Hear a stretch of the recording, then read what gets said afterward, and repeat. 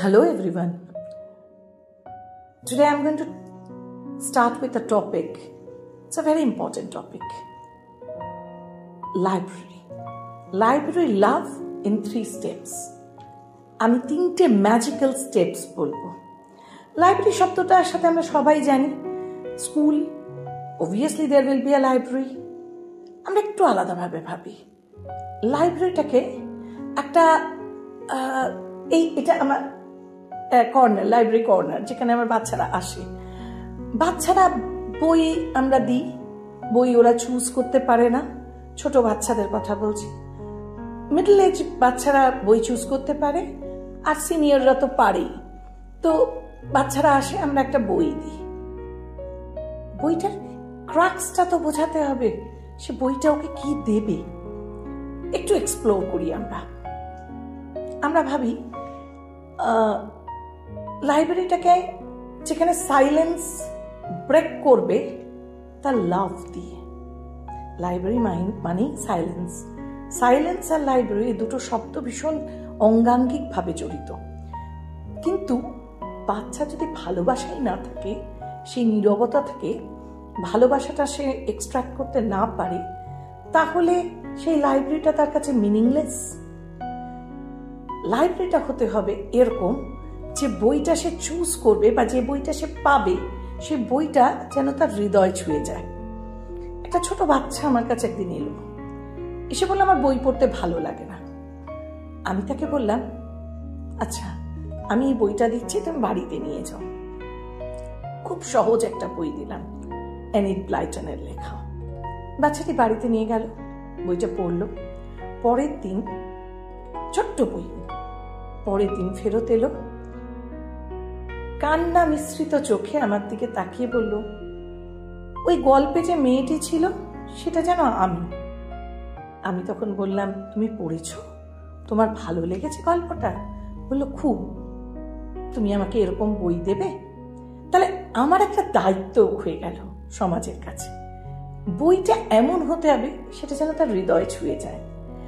আপনি খুব ছোটবেলায় ফিরে যান, আপনারা সবাই বই, যখন প্রথম নতুন বই আমাদের কাছে আসতো, পুজোর সময় পুজো সংখ্যা বেরোতো, বা ক্লাসে উঠতাম প্রমোশন পেয়ে, নতুন বই কিনে দিত বাবা মা। বইটা খুলেই বইয়ের যে গন্ধটা আমাদেরকে অদ্ভুতভাবে আকর্ষণ করত। আজকে এআই এর যুগে বই রিপ্লেসড হয়ে যাচ্ছে, বই রিপ্লেসড হয়ে যাচ্ছে ট্রান্সক্রিপশনে। তাহলে বইয়ের গন্ধ হারিয়ে যাচ্ছে। তাহলে বইয়ের গন্ধ যদি হারিয়ে যায়, তাহলে তাদের মন থেকে প্যাশন, ইমোশন, ওই বইটা ছোঁয়ার আনন্দটা হারিয়ে যাবে। আজকে লাইব্রেরিতে যখন আমি বইগুলো দেখছি, ওই বইগুলো কিন্তু আমার মনের কথা বলছে। একটা ডিকশনারি, আমার বাবা বলতেন, বি অ্যান অ্যাবিড রিডার। একটা বইকে খুলে একটা ডিকশনারিতে একটা শব্দকে বাবা কিছুতেই মানে বলে দিতেন না, খোঁজো। একটা শব্দ খুঁজতে গিয়ে অনেকগুলো শব্দ চোখে পড়তো। 10টা শব্দের মধ্যে একটা শব্দ তো আমার মাথার মধ্যে রেজিস্টার করে যেত। তাহলে লাইব্রেরির প্রতি আকর্ষণ আনতে হবে, ভালোবাসা আনতে হবে। ম্যাজিক্যাল যে স্টেপসগুলো আমাদের আছে, সেই স্টেপসগুলোকে সিলেক্ট করে নিতে হবে। অর্থাৎ যে বইটি দেখে আমার হার্টবিট, হঠাৎ করে একটা হার্টবিটের স্পন্দন আমি ফিল করতে পারবো, সেই বইটাকে চুজ করতে হবে। তার মানে ওই বইটা আমার সোলের সাথে কানেক্টেড, তবে ওই বইটা আমাকে আকর্ষণ করবে। বইটা নিয়ে আমি একা পড়লে হবে না, ওটাকে শেয়ার করতে হবে। দেখবেন এখন একটা ডিজিটাল দুনিয়ায় সোশ্যাল মিডিয়া সবসময় বলে শেয়ার অ্যান্ড সাবস্ক্রাইব। কেন বলে? ওটা একটা অ্যালার্ম। ঠিক একইভাবে একটা ভালো বই যখন পড়বেন, আপনি আপনার ফেলোমেটসদের ক্লাসে গিয়ে, আপনি টিচার, আপনার দায়িত্ব হচ্ছে স্টুডেন্টসদেরকে ইগনাইট করা। আপনি একটা প্যারেন্ট, আপনার দায়িত্ব হচ্ছে ফেলো প্যারেন্টসদেরকে ইগনাইট করা। তাদেরকে ইগনাইট করুন, সেটাকে শেয়ার করুন। ও পড়ে জানুক। বইটা আপনার শুধু একা জানার জন্য না, সবার জানার জন্য। সবাই জানুক।